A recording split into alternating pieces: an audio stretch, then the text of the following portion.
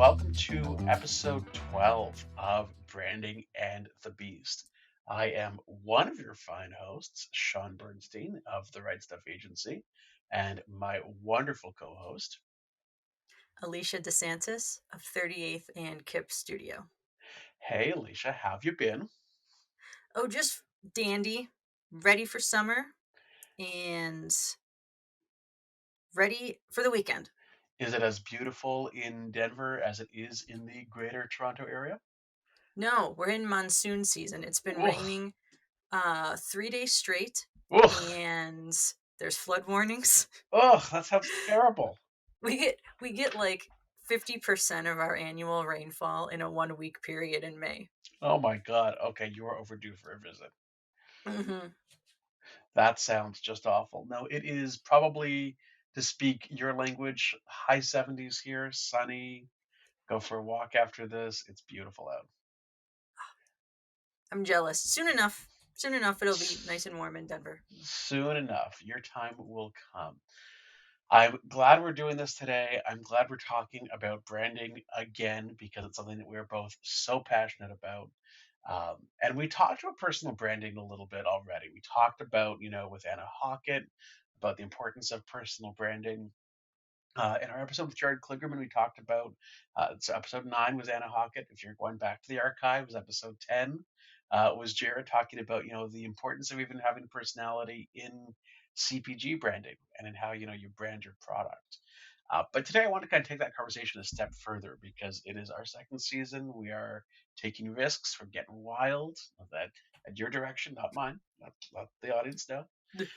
But we are having some fun, and I want to talk about sort of building a brand that is authentic and that is vulnerable and that really kind of takes things beyond just a hi, here I am, here's my business, to really letting someone into your world. And you love courting controversy.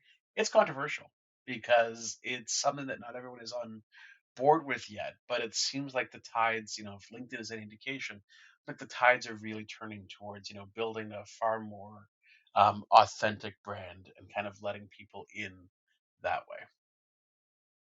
Exactly.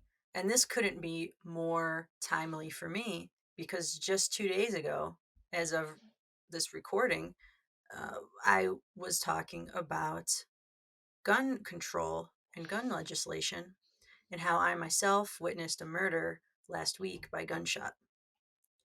And I Horrible. normally stay, yeah, it was horrible. I normally stay pretty even keeled on my business social. And even this post was relatively even keeled, but it was a step outside of my comfort zone to talk about something, at least in the United States, is, I would argue, one of the top two most controversial topics. It is for sure. And having sort of those letting your opinion shine through, I think, is a huge step towards vulnerability. Talking about issues in your personal life. Now, I am of the belief that LinkedIn should not become Facebook. LinkedIn should not become all photos of kids and pets every I agree. five I agree. minutes, and there has to be a dividing line. But that doesn't mean that we are, robots on LinkedIn and that we are complete, just business machines who have nothing outside of life. So it's cute, when someone shares the birth of a baby or a wedding photo. And I'm not talking a million kid pics. I'm talking one. Like, oh, that's fun. There's also a lot of vulnerability, and we're going to talk about an expert, in that world today. But I say, some of the greatest traction I've had on LinkedIn. Yes, posting my infomercial and my headshots, but even that, and just some other posts that talk about my mental health and my past mental health struggles and my current mental health struggles, and sort of letting people into, hey, I look like I have it all together. Maybe if you squint. Wait, who said who? No one's ever accused Hold me. on a second. If you back away, squint, close your eyes, and then squint again, and if you're really, really, really nearsighted, I might look like I have it all together. But I don't, and I don't know that any of us do. And I think letting people into that honesty is a really brave step. Yes, I agree 100%. And this might be topic for another podcast. But one of the things that really struck me about our guest when I was researching her is her LinkedIn headshot. And I think there's a whole psychology around what photo you use on your website within your social media presence that people don't really think about it that much. And I've actually gotten in arguments with folks, not because I wanted to, because I'm the least confrontational person ever, but because I felt very strongly about uh, on a certain side of that argument about headshots and how you look and how you present yourself. So our guest, her headshot is so different from your standard legal law headshot. She's leaning back in repose on a sofa, and it's really, really interesting. I'm gonna pull it up right now. Yeah, she just did new headshots like a couple months ago, and it's amazing what a good headshot can do. It never fails to impress me what a good headshot can actually do. And especially a headshot. Yep, there it is. Love that photo. Pardon me, a shot that really looks like you and that, lets your personality shine through. Actually, one of my biggest pieces of traction on LinkedIn was when I got my first round of headshots for this business. And I had had so many of those classic lawyer being choked by the tie kind of headshots. And my first ones of me were just, a gray sweater and a button down and smiling and really, really nice. And actually, I was leaning, the one that I love is I'm leaning forward over a leather chair with my arms crossed and smiling. It's my smile, it's the real me. And then now, I just changed my photo again recently because I did branding photos that I loved where I'm laughing and it's I'm in a blazer and my t-shirt, but I'm actually she caught me laughing in my real laugh to show just how much fun I'm having in what I do. I love that.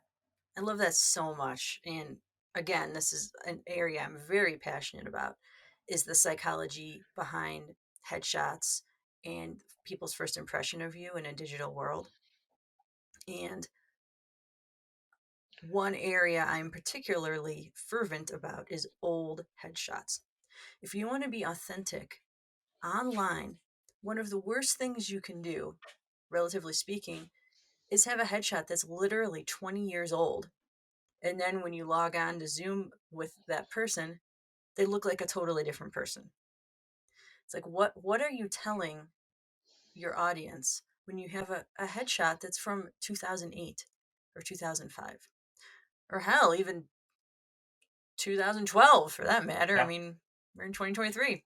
that's scary. No, we change and we evolve, and just having something that's not authentically you. And so I hope that Victoria is part of a new generation, showing the professionals can be humans too. So to give a bit of Victoria's background, she is a lawyer in the Ottawa office of Gowling WLG, which is a major international law firm, very prominent in Canada.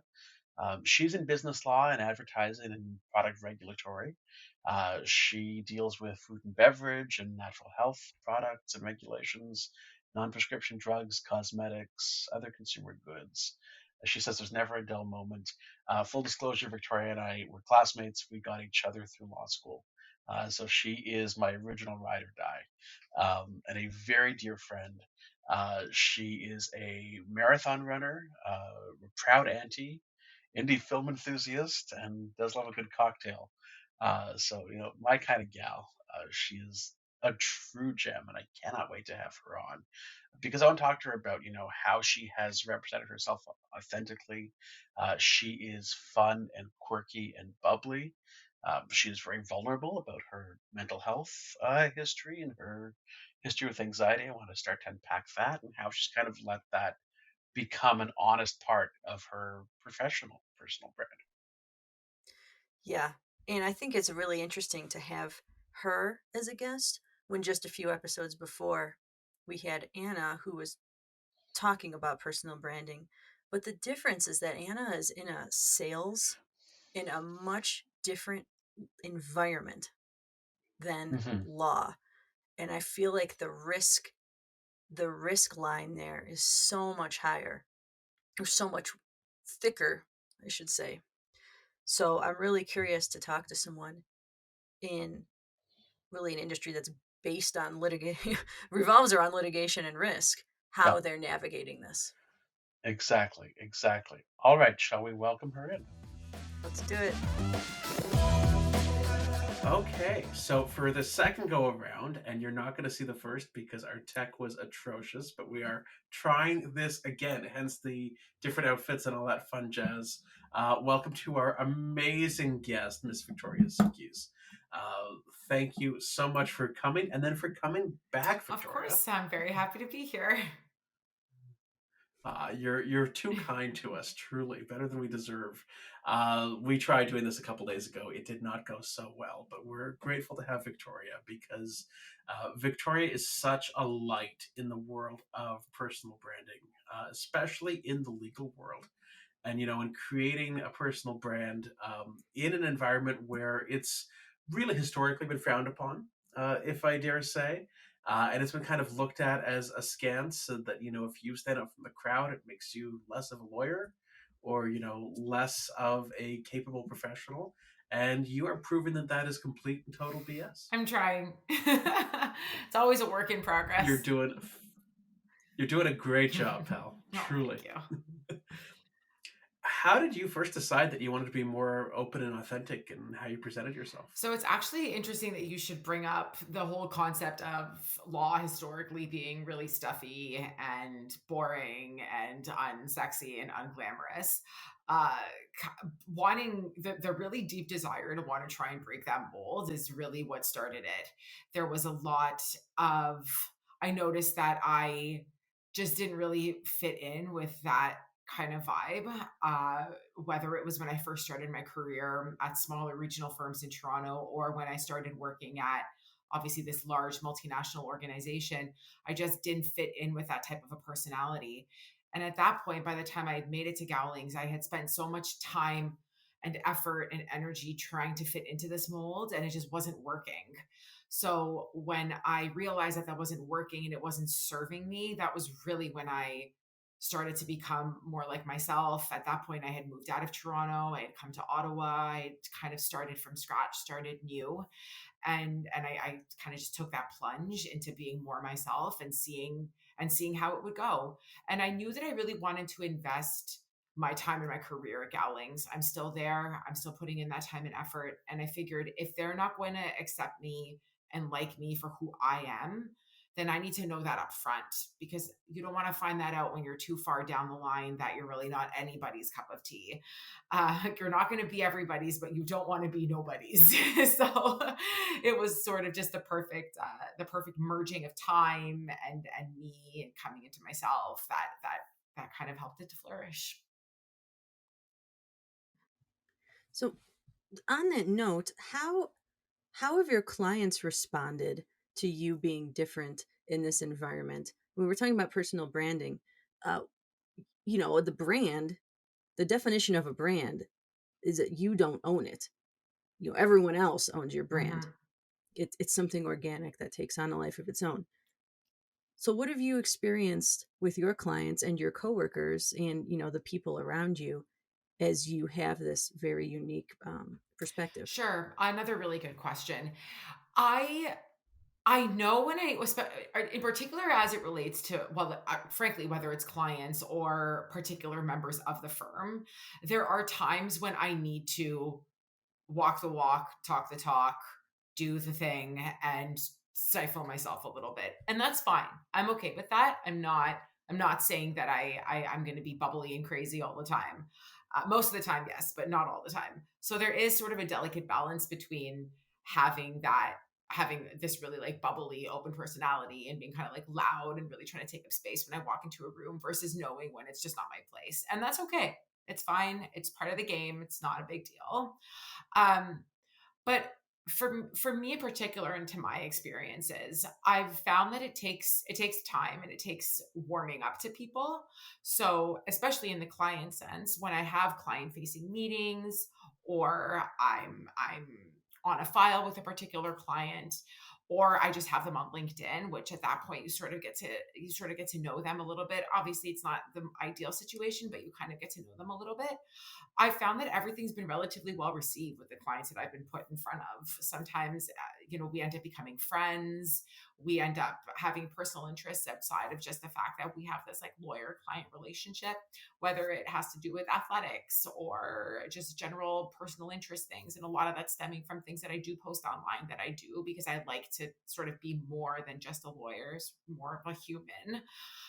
We end up finding common interests, and that helps me to obviously be more myself around them and when I'm working with them. And again, it's generally been well received, but you have to know when it's not appropriate. Really depends on who the client is, what the situation is. If you're out for dinner versus work in a boardroom for 3 hours working through an intense file, there's sort of a balancing act you sort of have to play at that point. Sure, that makes sense. That was kind of the question that jumped out at me is, you are at the end of the day of an employee. You have your own practice, you're building your own brand. You're also an employee of a company in all matters of speaking. So how do you sort of reconcile my brand is Victoria and the cool, funky lawyer with tattoos versus my brand is this Gallons International law firm? Oh, that's, I honestly think that I'm still trying to reconcile it. It's some days are better than others. There are the good thing is the people that, I don't want to say the people that matter because like everybody matters, but it's when I get really positive feedback from whether it's my work provider or somebody in upper management that like, you're a great advocate for the firm. You really put yourself out there. You make us sound great, and everything that I say is authentic. I promise. It makes me feel good, and it makes me feel more like I can kind of have that good merging of myself versus like my personal self versus my career self. It's not the easiest thing in the world because sometimes I also get caught up in it. Sometimes I also wonder. I'm not going to say that this doesn't happen, but sometimes it does happen that I think, who am I? Am I lawyer at Gowlings? Am I Victoria, the like kind of crazy, rambunctious, tattooed wild woman? Like kind of like what kind of an identity do I want? What kind of an identity do I have? Now it doesn't happen very often, but I do take pause sometimes and think about it. But I've also managed to interweave those two parts of me into the person that I really am. And it's being able to have that authenticity while also having that professionalism that allows me to do what I do in the way that I do it. But it takes a bit of a delicate balance, and it takes a lot of getting used to, and it takes a lot of trial and error. Again, there are some people that I meet that work at the firm that are not as out there as I am, and it's just a matter of knowing how to communicate with people while you're still being authentic, but maybe just scaling it back a little bit. Is there anyone who has inspired you or that you look to that balances this really well or has a really strong personal brand? I love that. So there's actually, I've got to say, at Gowlings especially, there's a lot of very strong women that are partners, that are in management, that are lawyers, that are trademark agents, that they span across all different levels, and everybody really is just the way that they are. And when I started working at Gowlings and I noticed that there were all of these really high profile women that were wearing color or or had tattoos or did something or had particular personalities that really struck a chord with me, I kind of realized that like there are people out there in this organization that have their own personal brands depending on the area of law that they're working in, the kind of clients that they interact with, while also having these like amazing personalities outside of their professional personalities. Now, again, those often intermix, and we bring a lot of ourselves to our jobs every day. But it was seeing these women that stand out in particular ways, and realizing that it was okay for me to be like that as well. That really helped me to get comfortable as I progressed, as time went on, as I met more people, as more people started to know who I was. Like it really was a huge driving force for me, was just all of these powerhouse women being themselves, having their own personalities, their own ways of doing things. Like it was such an encouraging factor for me.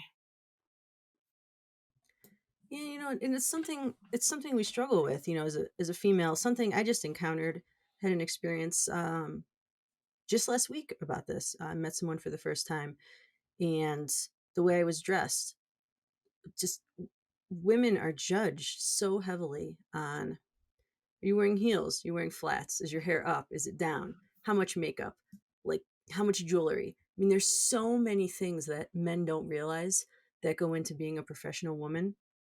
And we're social creatures. We take cues from who we're around. So if you're around a lot of powerful women who feel comfortable showing tattoos or piercings or bold color, then I feel like that's a really great opportunity for you to grow into your own personal Yeah, brand. definitely. Yeah, definitely. And I agree with you. And I don't think that men necessarily appreciate that it, we have to think about it. Those of us who identify as women, we have to think about it more than a lot of the time anybody else necessarily would. Now, I'm not saying that like it keeps me up at night or anything like that, but obviously when you're kind of coming into yourself and you're kind of trying to build that personal brand, it is a factor you have to consider. Like as a woman, what am I showing to the world? How is this going to be perceived? I'm not saying that men don't go through struggles as well, where they have to kind of juggle these things, but certainly for women it's an even extra added thing that they have to consider. And sometimes even for our own career development, how do I stand out other than just being someone that does what I do every day from whenever I start to whenever I end? Like how do I kind of take that extra step? And sometimes we do really need to take those extra steps just to kind of try and get ahead. So yeah. Absolutely. I'm gonna throw you a personal question because we've known each other for a stupidly long time. We got each other through law school. You were my rock. We were in the same small group, and we go back to day one. And you've been really open since then with some of your mental health struggles and some of the things that you've been through in your life. What I'm curious about is not even so much that, but how has your mental health improved since deciding to kind of really change up the way that you're presenting yourself to the world and being so much more open and more transparent and vulnerable? Sure, that's a great point. It's I want to touch on a couple of things here. So, first of all, for myself, it was really just confidence building, and I'm still building it. Some days are great, some days are not so great. You know, people always say social media is a highlight reel. Yeah, social media is a highlight reel. That is reality. Some people put out more than others, but at the end of the day, it is very much like a here are all the great things, but sometimes things are not so great. I have bad days. I have days where I wake up and I really don't want to leave the house. I have days where I wake up and I default to old bad habits because it's a coping mechanism. Like I still go through these things. And I think it's important for people to kind of understand and appreciate that a lot of people still struggle with, whether it's anxiety or control or whatever the case may be. I most certainly do still struggle with these things. For me, it's just been confidence building. It's been every day chipping away at it, working towards it, celebrating the wins, learning from the losses, whatever those may be, and just realizing that it's not it's not always a you thing. It's not because you did this or you did that or and as you understand, Shaun, that's kind of the everyday struggle for me, is just that sort of like self-deprecation to a certain degree. So that's the first part. It's just confidence building over time, building resilience, realizing again that as I was building building my personal brand, and I am coming into myself more in my personality, that people do like it. People like you. It's not, again, not everybody, but most people are okay with it. Most people are really welcome and opening to it, and you have so much to bring forward and contribute. Kind of coming to that realization has been extremely helpful for me.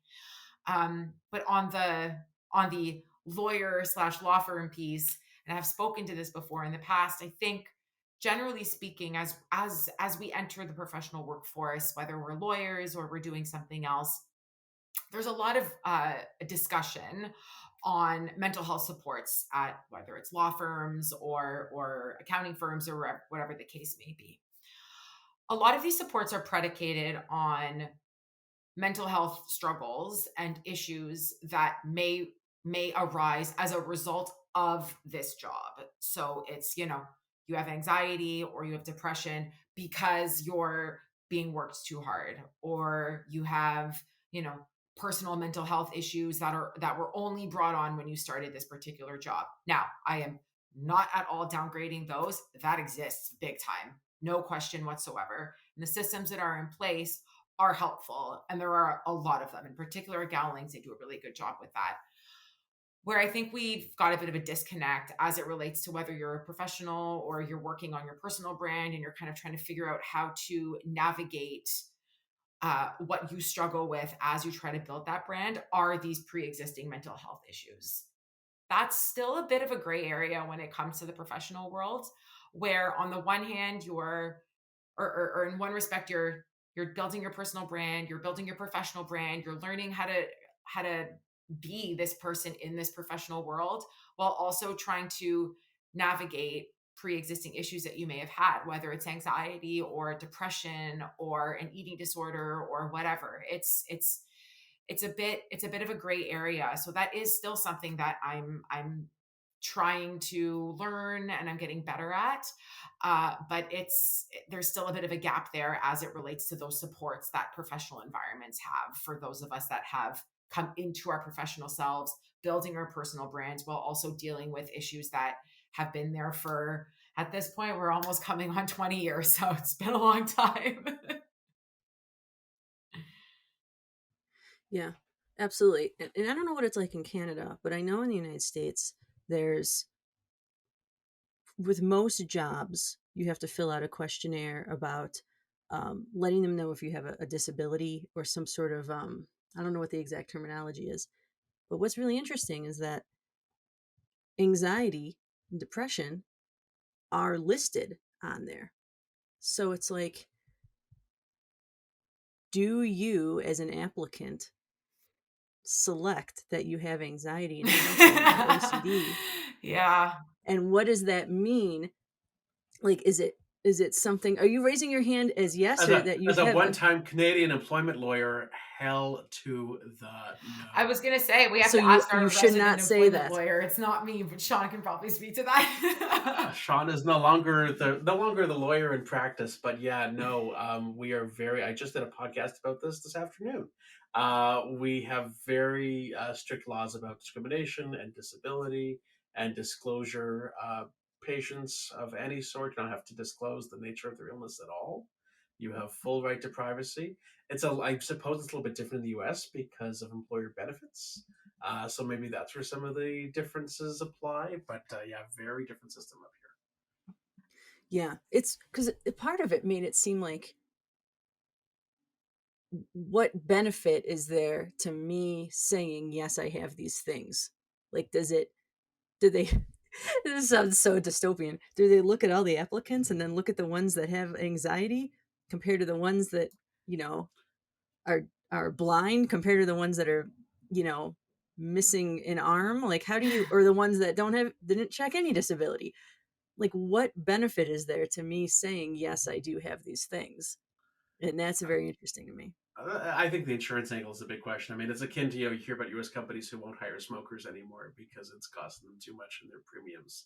You couldn't get away with doing that here, but I know that is certainly a thing in the U.S. So wild world for us Canadians.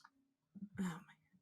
So, Victoria, I want to ask you, we've talked about personal branding before, and I've done a few like mini tutorials on it. And one of the biggest questions I get, well, not one of the biggest question I get, is what types of things should I share? What types of content should I share? So I'd like to know what your top 3 suggestions are in terms of just sharing and posting when it comes to your personal brand. Sure, that's great. I like that actually. So, and obviously the number one thing you shouldn't do is like, the place I work is terrible and here are top 10 reasons why. I'd probably be a little bit leery to post something like that. So I kind of try to think about it in a couple of different buckets. On the one hand, I like to post, so one is actually like professional, like actual things to do with your profession. So maybe you wrote an article or you contributed to a blog or whatever the case may be. That's like specific. I can only speak to law, but that's like specific to your area of law. Really like posting that kind of thing, but making it a little bit more fun and interesting rather than check out this blog that we wrote on our website, period. Like, no, more like, oh my gosh, you guys won't believe what's going on with supplemented foods. There's like front of pack labeling and like, this is why it matters. So I try to kind of like make it a little bit more fun and exciting, because food law is actually very exciting. So obviously number one would be professional things, but also just adding your own little personal flair to it so that people actually click on the content rather than just glaze over it, because who cares about food labels? A second thing is something from like your personal life. Maybe I love going out in Ottawa, and I really like to post about some of the things that I do on the weekends. If I'm out for like a really nice run and I see like if there's like a nice vista along the canal, I'll take a picture and post it on LinkedIn and just say, it's a beautiful day here in Ottawa. What's everybody doing today? I took a particular picture when it was like minus 45 degrees and posted a picture of like my crystal like ice on my face. And it was this like, it's freezing outside, but we're still out here like having a great time in Ottawa in the winter. So just kind of things like that to, number one, show myself, like my interests outside of work, but also to make me seem like a little bit more approachable. Like, I'm not just lawyering and writing blog posts all day. I'm also doing other things. So I kind of like those, like, it's like the personal things, but not getting like too personal. Like, look at the shirt I just bought from Zara. Like, nobody cares about that. Just maybe they do, but yeah, fit check. But, and then I think, so a couple of personal things from work, a little just like general interest things that you're doing during the day, during your weeks. And I think as well, so another tip would be just understanding what's appropriate to post from like a personal from like your personal life versus like that's maybe not like the most appropriate thing in the world. So that kind of goes to what I was just speaking about. It's okay to post about what you did on the weekend and a picture of yourself, like, I don't know, by the a blooming flower or the front of your house at Christmas or whatever the case may be. But again, you don't want to get so personal that it just ends up being oversharing. If you have an Instagram account that it's only your friends and a couple of maybe like family members, that's fine. Like, get as personal as you want. But when we're talking about LinkedIn, especially, you really have to shy away from getting too personal, because it's just not appropriate, even in a particular professional setting. I think that you can push the envelope a little bit, and I do that sometimes, but not so much to the point where people are like, that's not, that I don't need to know that aspect of your life. That's not helping me. You're not teaching me anything. You're not showing me anything of interest. I would just sort of be a little bit more cautious about that type of content. Yeah. I think a good rule of thumb would be, do you want, or would you feel comfortable seeing what you're posting from somebody else? Yeah, for sure. And sometimes it comes down to like, I'll have somebody read, I'll save it as a draft. I'll have somebody read it. And I'm just like, if you were on the other side, what would you think? And sometimes it's like, you know what? I'd probably add 2 or 3 less lines here and whatever the case may be, or like get rid of this picture. And I ask sometimes just to get second set of eyes to understand how it would be perceived to anyone else on my page. And sometimes that helps. You just never know. Yeah, I love that. So how to be mindful of your time, because we're going to get a bit of that. So we got to be a little careful. But I'm going to leave you with one last question. You've done so much work in sharing your story and your experience, your vulnerabilities, etc. What would you hope that people would gather? What do you want them to learn from your story and your experience? Authenticity is key. You've got to be yourself. You've got to don't stifle yourself. I always say this, don't stifle yourself to fit into a particular mold or something that you think you need to be. Authenticity is extremely important. Not everybody is going to like you, and that is a-okay. there is, if you're going to try and please everybody, you're going to end up being very, very disappointed. At the end of the day, you have to be able to best self forward, be happy and comfortable with what you're putting out there, being yourself, and knowing that you're doing your absolute best while you are being yourself. And that authenticity is absolutely key. It will be, you'd be surprised how many people are really going to take to it and are really going to be cool with it. But you just have to be yourself. It's super, super important. That's awesome. Thank you so much. Yeah, Thank you I for love it. having for me. joining us, for making the time and the time again, and your wisdom and your light.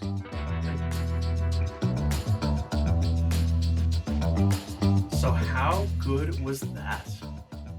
Yeah, so refreshing to see someone that is in such a, dare I say, staunch industry that, first of all, has the opportunity, and second of all, has embraced that opportunity to talk about things that are really pressing to a lot of different people. And way more people than we ever know are struggling with self-confidence, anxiety, imposter syndrome, all these different things that she's open about.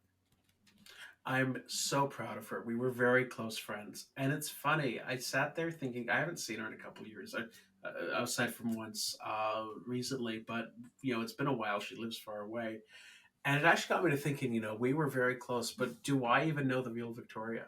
Because I feel like she is now more real and authentically herself than she ever has been. And for all the years that we were attached at the hip, was I even getting the full? But I loved who I got, but was I even getting the full person?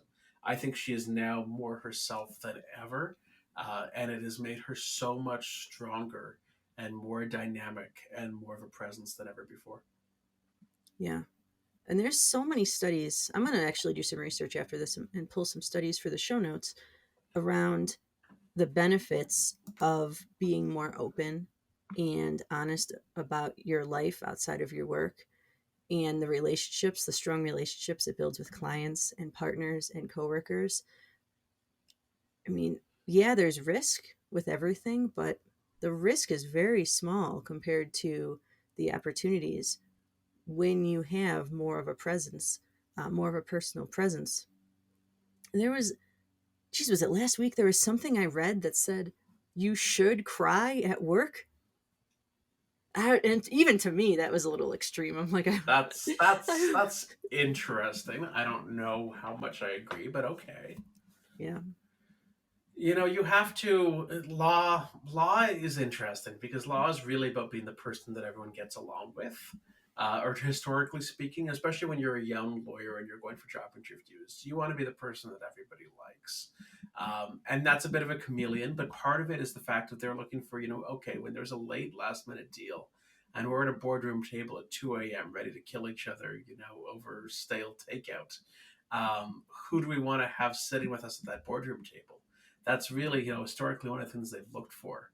And, I understand that, but I think it's had sort of created this category of young lawyer that was so um, amorphous and so bendable that, no one was really being themselves. And I love what Victoria is doing, that she is saying, yeah, I am fun to have at 2 a.m. at a boardroom table. I don't want to be there either. We'll make the best of it. But any other of the 23 hours in a day, you're going to get me. And this is who I am. And this is why I'm cool and fun and also super smart and can do great work on your file. So huge respect. yeah. It's really, we're really, I think the pandemic started it. We're going through a revolution of how we view professionals Mm-hmm. and people in industries where we sometimes put our, give our lives to, the doctors, lawyers, um, investment analysts, things like that, where literally it's a life or death environment, and how we view them as real people. And the pandemic has just completely blown the lid off that. And I think it's a really wonderful thing. It was kind of a leveler, suddenly you could see inside everybody's homes and bedrooms. And, whether we're rich or poor, young or old, married, single, doesn't matter. Everybody is just human. at the end of the day. There's very little that actually, there's far less of what sets us apart than there is of what brings us together. And I think COVID did show us that. I know you've got a time crunch, so we want to let you go. Where can we find 38th and Kip, my friend? All over the internet at 38th and Kip. That's KIP. You can find me on Instagram, LinkedIn, YouTube. Search 38, the number 38, and Kip. You'll find me. And you, Shaun? That is awesome. You can find the Right Stuff Agency everywhere but OnlyFans. So wait, now that's when I really just like be my authentic true self. But I'm not there yet, and I think that's for the best, for the good of the nation. I'm going to leave you with that image. This really took a turn at the finals. In the meantime, I'm leaving that in the edits. I'm leaving that in the edits. But where you can find me is at The Right Stuff, WRITE stuff.agency. You can get me at Shaun, SHAUN, at therightstuff.agency. I am on Instagram, The Right Stuff Agency, LinkedIn under both, Facebook, The Right Stuff Agency. Come at me, bro. I would love to chat. I would love to connect. I'd love to learn more about how I can help you and learn more about what you do and what makes you special. So thanks, everyone. This was fun. Thanks for listening and watching, and we'll see you next time. Take care. Cheers.